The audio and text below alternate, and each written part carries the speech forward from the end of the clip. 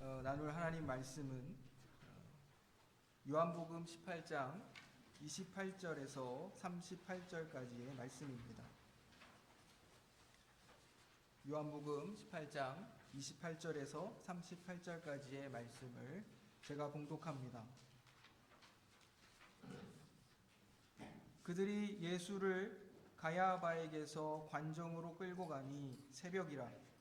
그들은 더럽힘을 받지 아니하고 유월절 잔치를 먹고자 하여 관정에 들어가지 아니하더라. 그러므로 빌라도가 밖으로 나가서 그들에게 말하되 너희가 무슨 일로 이 사람을 고발하느냐?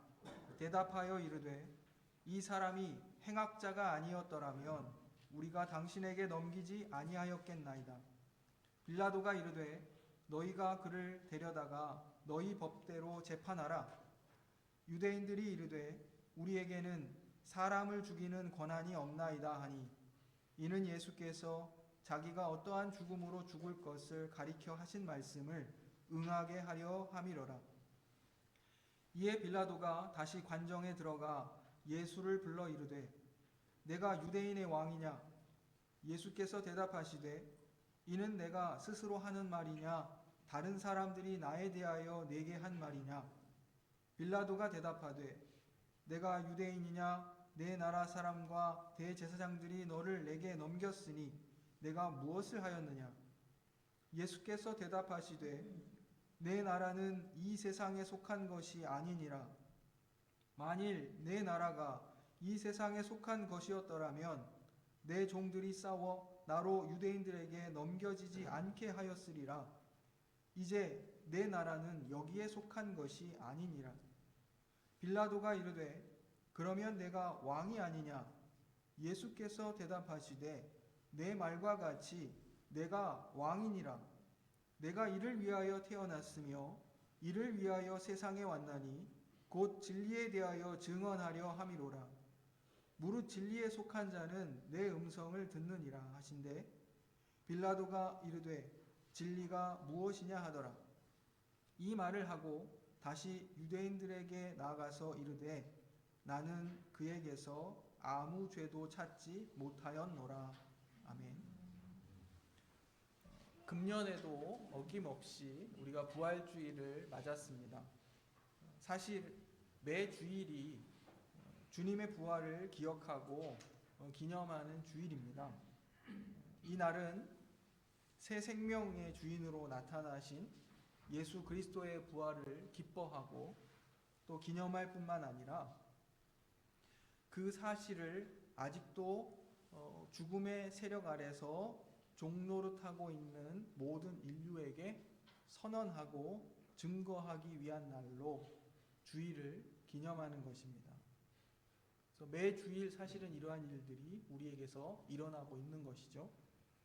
그러려면 증인된 교회의 삶이 죄와 죽음의 권세로부터 해방된 모습으로 살아가는 모습이어야 합니다. 이 말은 이제 거꾸로 말해서 교회가 이 세계의 이 세상의 기준과 가치 체계를 거부하고 이 세상에 속하지 않았음을 보여주는 삶을 살아야 한다 이것입니다. 이것이 우리가 매주일 지키는 주의 날의 참뜻입니다. 사실 매주일 우리의 예배가 이제 이러한 내용들을 담아내야 하는 것이죠. 그렇다면 부활의 증인으로서 교회는 부활의 생명으로 다스리시는 이 주님의 나라와 그의 통치를 분명하게 인식하고 살아가고 있는지 점검해야 하겠습니다.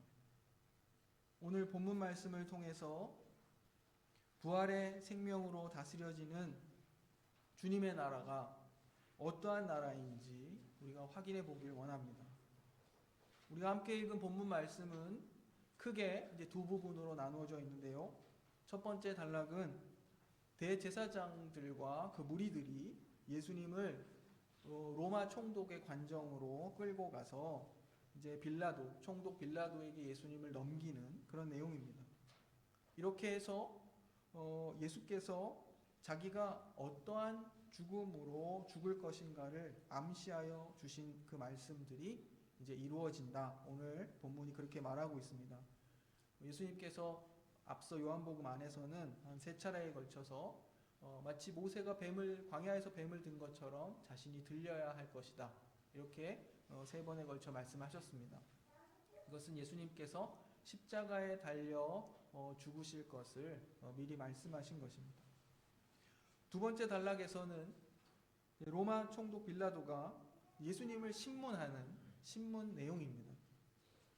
이 단락에 가장 많이 등장하는 단어가 있는데요. 그것은 왕과 나라입니다. 예수님이 어떠한 왕이시며 또 그의 나라가 어떠한 나라인가가 이 본문의 어떤 핵심적인 내용이라 말씀드릴 수 있습니다.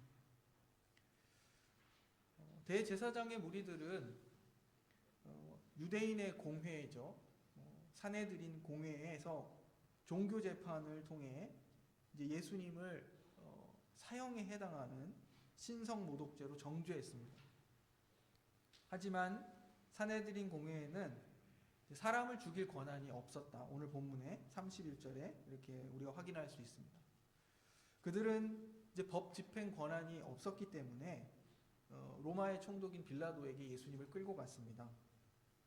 이 과정에서 예수님께 붙여졌던 종교적인 죄목들, 하나님을 모독했다, 또 성전을 모독했다, 참으로 참남하다, 이렇게 종교적인 죄목들이 교묘하게 정치적인 죄목으로 이렇게 바뀌게 됩니다. 예수님이 백성들을 선동하고 또 로마의 황제에 대항하여 스스로 왕이라 했다, 반역을 도모했다, 이렇게 예수님의 죄목을 이렇게 바꾸는 것이죠. 총독 빌라도는 신문 과정에서 예수님께 묻습니다. 내가 유대인의 왕이냐? 이렇게 물었습니다. 빌라도의 눈에 비친 예수님의 모습은 참으로 이상한 왕이었습니다. 예수님께서는 사역의 시작부터 하나님의 나라가 가까워왔다고 회개하라 이렇게 선포하셨죠. 하나님의 나라를 선포하셨습니다. 이처럼 하나님 왕국의 도래를 예수님이 계속해서 가르치셨지만 그분은 군사를 모으지도 않았고 무기를 준비하지도 않았습니다. 빌라도의 관점에서 보았을 때 예수님은 정말로 기이한 그런 왕이었습니다. 사실 예수님에 대한 이런 오해는 베드로에게서도 우리가 발견합니다. 예수님이 체포되실 때, 바로 오늘 본문 이전에 있었던 일인데요. 예수님이 체포되실 때 그는 칼을 빼어 대제사장의 종의 귀를 베었습니다. 그도 하나님의 나라를 지켜내고 보존하는 방식으로서 칼을 빼어들어 무력을 사용했던 것입니다. 그것이 필요하다 이렇게 생각했던 것이죠. 예수님은 그러한 베드로를 꾸짖으셨습니다. 사실 저희들도 또 교회도 종종 여러 일들을 처리할 때 너무도 자연스럽게 이런 세상의 기준과 가치 체계를 가지고 이렇게 처리하려 할 때가 있습니다. 그러한 것들을 많이 보게 됩니다. 우리의 개인적인 삶, 우리의 가정의 삶에서도 크게 고민하지 않고 그냥 이러한 어떤 힘의 논리나 이 세상의 기본적 가치 체계 질서를 그냥 무조건적으로 따를 때가 있는 것이죠. 베드로의 이러한 행동은 이제 결코 예수님을 위한 것이 아니라 오히려 하나님의 아들의 사명을 방해하는 것이었습니다. 그는 이미 이제 예수님의 길을 가로막았던 적이 있었죠. 이제 마가복음이나 이제 다른 복음서에 보면 예수님께서 그가 가실 길, 고난을 받고 버려지고 또 멸시와 고통을 받으시고 죽으시고 부활하실 것을 말씀하셨을 때 그 길을 가로막았던 이었습니다. 대제사장들은 자신들에게 예수님을 죽일 직접적인 그런 법 집행 권한이 없었지만 그들은 생각했습니다. 로마의 권력을 이용하면 우리가 예수를 죽일 수 있다. 이렇게 생각한 것이죠. 또 총독 빌라도는 직접적으로 말합니다. 자신에게 예수님을 풀어줄 권한도 그리고 십자가에 못 박을 권한도 있다고 그렇게 말합니다. 요한복음 19장 10절에서 그렇게 말합니다. 또 베드로로 대표되는 이 제자들, 예수님의 제자들은 자신들의 힘으로 예수님과 그의 나라를 지켜내려고 하다가 가룟 유다처럼 실망하여 배반하기도 했고, 또 베드로처럼 배반하고 좌절하기도 했습니다. 결국 그들은 모두 실패하여 뿔뿔이 흩어졌습니다. 하지만 정말 실패한 것은 하나님의 아들을 바르게 이해하지 못한 것과, 그리고 예수님께서 부탁하신 자기 부인과 자기 십자가를 지는 제자의 길을 걸어가지 못한 것이었습니다. 이 모든 것이 하나님의 아들과 그의 나라에 대한 몰이해에서 비롯된 것이었습니다. 그러한 그들, 말씀드린 대제사장들, 빌라도, 또 제자들, 이들의 눈에 비친 예수님은 정말로 이상한 왕이었습니다. 우리는 복음서에 등장하는 이 베드로보다, 말씀드렸던 대제사장들보다, 또 빌라도보다 예수님을 더 잘 알고 있습니다. 예수님이 누구신지, 그분이 어떤 목적으로 오셨는지 우리가 잘 알고 있습니다. 예수님의 십자가와 부활이 우리들에게 어떤 결과를 가져왔는지 너무도 잘 알고 있습니다. 그런데 정말 잘 알고 있습니까? 빌라도의 눈에 비친 예수님은 이상하다 못해 정말 황당하고 또 무모한 그러한 왕이었습니다. 왜냐하면 예수님께서 자신이 진리를 증거하기 위해 온 왕이라 말씀하셨기 때문입니다. 내가 왕이냐? 이렇게 물었는데 진리를 증거하러 온 왕이다, 이렇게 말씀하십니다.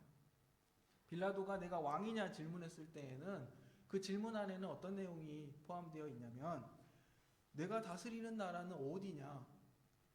너의 백성 혹은 군사는 얼마나 되느냐? 너는 얼마나 큰 권세를 가지고 있느냐? 이러한 것들이 그 안에 담겨 있는 것입니다. 너의 왕됨을 어떤 증명하라, 이렇게 묻고 있는 것이죠. 그래야 왕이라는 사실이 이렇게 증명되기 때문입니다.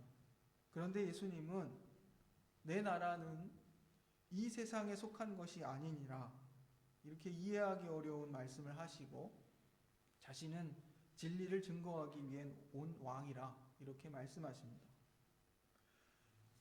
빌라도의 그 신문 과정에서 드러난 것처럼 빌라도가 생각하는 그냥 보편적인 이 세상에 속한 나라와 예수님께서 설명하시는 이 세상에 속하지 않은 나라의 차이가 얼마나 큰지 우리가 확인할 수 있습니다. 예수님은 그분의 나라의 본질에 관해 말씀하십니다. 예수님의 나라의 그 기원이 이 세상이 아니라 말씀하시는 겁니다. 이 세상의 본질이란 죄로 말미암아 철저히 죄에 물들어 있는 그러한 사회이기 때문에 이 세상에서 생존하고 살아남으려면 힘이 필요합니다. 그것이 재력이든 무력이든 권력이든 인맥이든 지력이든 정치력이든 학력이든 그것이 지연이든 어쨌든 힘이 필요하다. 힘이 있어야 살아남는다. 이것입니다. 이것이 세상의 질서요 가치입니다. 그러나 예수님의 나라는 기원이 다른 곳에 있습니다. 따라서 그의 종들은 그 나라를 보존하고 지키기 위해 무력이나 힘을 사용할 필요가 없다는 말씀입니다. 이 시대에는 그 모든 능력들 위에 어떻게 보면 재력이 가장 위에 있습니다. 물론 이러한 돈의 영향을 받는 현실을 외면할 수 없습니다. 하지만 그것의 필요를 인정하는 것과 그것을 의지하는 것과는 전혀 다른 문제입니다. 우리가 이 나눈 이 나라가 세상에 속하지 않았다 하는 이 말의 뜻은 우리가 요한복음 1장에서 확인했던 것 같은 위로부터 태어나야 하나님의 나라에 들어갈 수 있다. 1장에도 3장에도 등장하고 있습니다. 이 말씀과 일맥상통합니다. 위로부터 태어나야 하나님의 나라에 들어갈 수 있다. 우리가 우리의 구원을 위해 그래도 우리 차원에서 무언가를 기여해야 한다고 생각한다면 그것은 옳지 않습니다. 이런 것처럼 우리가 이 세상에 속하지 않는다고 했을 때에는 우리가 의지하고 우리가 정말로 필요로 하는 것은 오직 하나님의 은혜요, 하나님의 뜻을 이루는 것임을 우리가 기억해야겠습니다. 예수님이 말씀하신 나라는 이 세상 안에 있지만 이 세상에 속한 것이 아니라 이것입니다. 빌라도는 이것에 대한 이제 빌라도의 어떤 이 어투에 대한 다양한 해석이 있지만 어떤 조롱하는 말투로 진리가 무엇이냐 이렇게 묻고 있습니다. 예수님이 진리를 증거하러 오신 왕이라고 스스로를 소개하고 있기 때문에 그렇다면 그 진리가 무엇이냐 이렇게 묻는 것이죠.